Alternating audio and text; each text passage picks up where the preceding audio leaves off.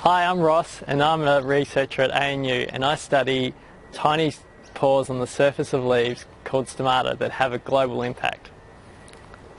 Plants make their own food by photosynthesis. Photosynthesis takes light energy, carbon dioxide and water to produce sugars and as a byproduct also produces oxygen. For photosynthesis to occur, plants need to get the carbon dioxide from the air outside of the leaf into the leaf, where photosynthesis occurs.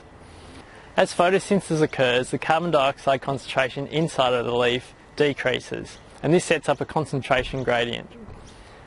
Carbon dioxide then diffuses from the higher concentration outside of the leaf to the lower concentration inside of the leaf. However, at the same time, inside of the leaf is very wet, whereas the air outside of the leaf is typically fairly dry.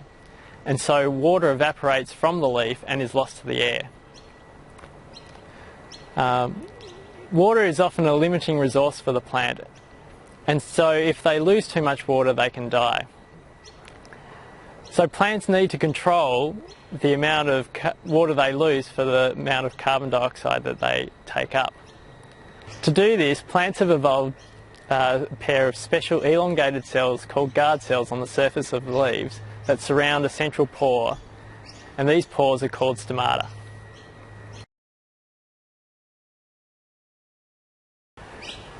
Under different conditions, the guard cells can inflate and deflate like a balloon, increasing and decreasing the size of the central pore.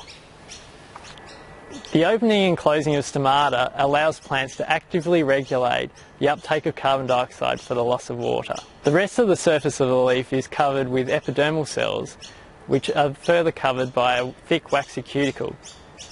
This stops water vapour and carbon dioxide from diffusing through the surface of the leaf other than through the stomata, so that all the gases move through the stomata. I investigate how plants best use their limited water resource to maximise the uptake of carbon dioxide. I do this by studying the movements of stomata under different environmental conditions. Carbon uptake by land plants has been estimated at 120 gigatons of carbon per year, almost all passing through stomata. That's a lot of carbon passing through these tiny little pores. Research on stomata is important to understand the impact of plant responses to the environment on the world's carbon and water cycles, as well as helping us develop better water use in crops.